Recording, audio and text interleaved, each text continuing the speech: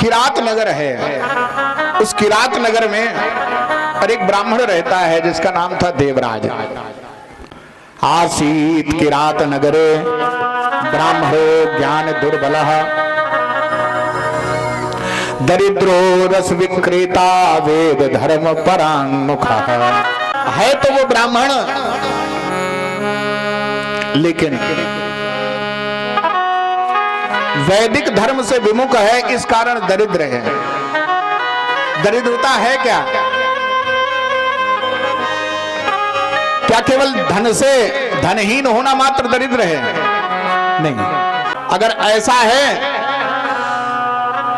तो श्री कबीरदास जी कह रहे हैं इस संसार में किसी के पास में कितना भी अधिक से अधिक धन हो जाए, लेकिन मैं उसको धनवान नहीं मानता। इस संसार में कोई धन प्राप्त करके यदि अपने आप को धनवान मानता है तो कबीरदास जी कह रहे हैं मैं नहीं मानता। कबीरा सब जग निर्धना धनवंता नहीं कोई। फिर कौन धनवान? धनवंता वही जानिए जाके राम नाम धन हो। जिसके पास राम नाम रूपी धन है, जिसके पास प्रभु नाम रूपी धन है, वही धनवान कहलाने का अधिकारी है। और अगर भगवान नाम रूपी धन नहीं है, भगवत भक्ति रूपी धन नहीं है, सत्संग रूपी धन नहीं है, वो धनवान कहलाने का अधिकारी। वो धनवान होकर भी दरिद्र है। और जिसके पास में धन नहीं है संसार का, लेकिन नाम रूपी धन है, भगवान की भक्ति रूपी धन है, तो वह उसके पास धन ही नहीं है बल्कि परम धन है। क्यों? जिसके पास संसार रूपी धन नहीं होता, भगवान रूपी धन होता है, तो भगवान स्वयं कह रहे हैं अकिंचना नाम अहम धनम। जो अकिंचन है उसका मैं ही धन हूं।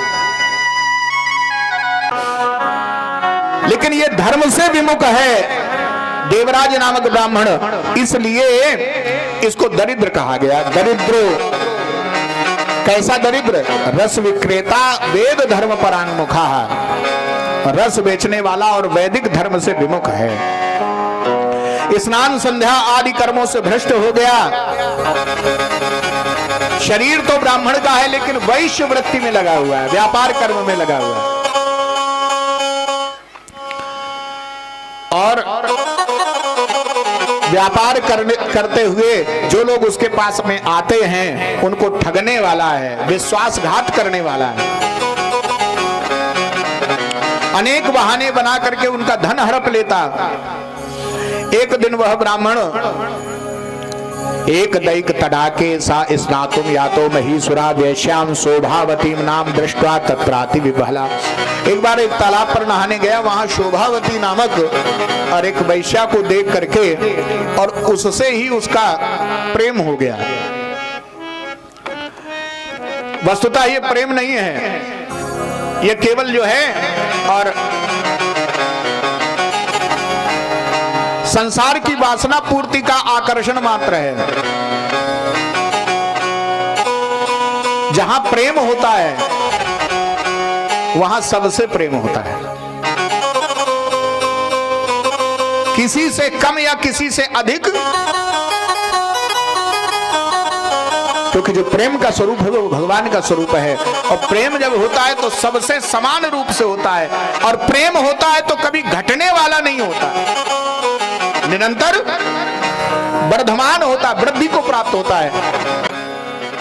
जहां प्रेम घट रहा है तो आप समझ लो वह प्रेम नहीं है, वह मात्र स्वार्थ है। जब तक स्वार्थ की सिद्धि होती है तब तक तो प्रेम जैसा प्रतीत होता है। लेकिन वह जो है स्वार्थ असिद्ध होते ही मतलब नहीं बना तो उससे कम होने लगता है। तो जो घटता और बढ़ता है वो प्रेम नहीं होता, वो स्वार्थ होता है। आज उस शोभावती के आकर्षण में पड़ करके और इस दुष्ट ने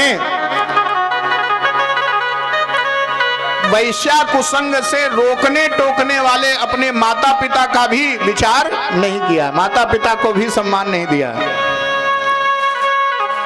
अपनी पत्नी के समझाए जाने पर भी उसको समझ में नहीं आया, इतना मति भ्रष्ट हो गया।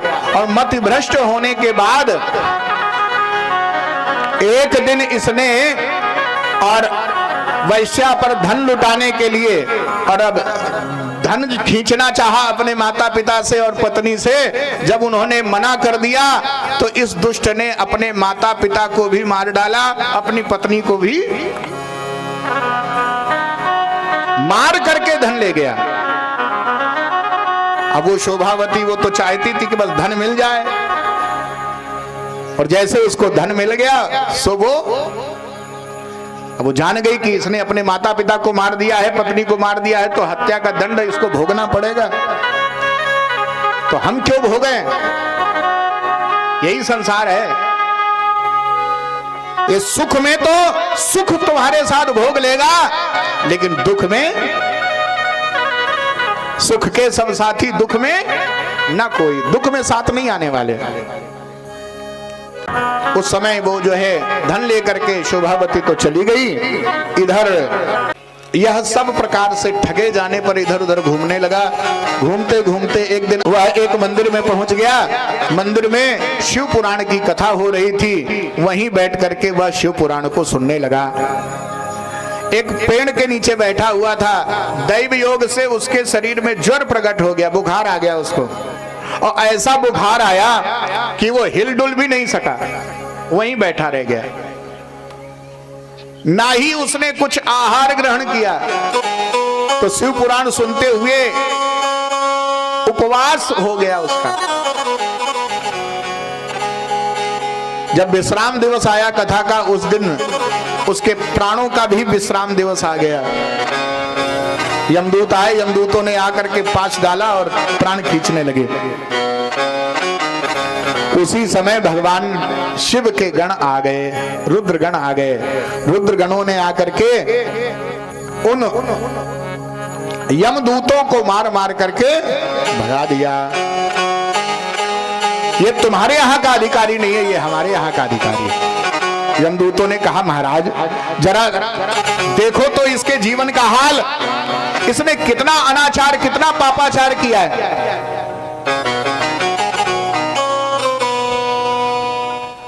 सारा जीवन इसने लोगों को ठगा, वैश्यावृत्ति के कारण इसने अपने माता पिता को भी मार दिया, अपनी पत्नी की हत्या कर दी। अब यहां इसके कोई पुण्य तो नहीं रह गए, तो किस पुण्य से आप आए हो? रुद्रगणों ने कहा देखो इसने भले ही पूर्व समय में ढेर सारे पाप किए, लेकिन अभी अभी निराहार रह करके इसने जो शिव महापुराण को सुना है, शिव महापुराण के सुनते ही अब इसके जीवन में एक भी पाप नहीं रह गया, नहीं रह गया। ये शिव महापुराण की महिमा है, शिव कथा की महिमा है। कैसा भी है, यदि वो आ गया है शरण में, कैसे भी आके बैठ गया है, तो भी जो है अब इसका पतन होने वाला नहीं है। यह यमलोक का नहीं, यह शिवलोक का अधिकारी हो गया। बोलिए श्री शंकर भगवान की। आज यमदूतों ने उन शिवगणों का पूजन किया और शिवगण जो है उस देवराज ब्राह्मण को लेकर के और शिवलोक चले गए हैं। बोलिए श्री शंकर भगवान की जय। हर हर महादेव शंभु। चाहे जैसे भी हो, यदि वह शिव शरण में आ गया तो भैया हमारी दृष्टि भगवान के दर्शन के लिए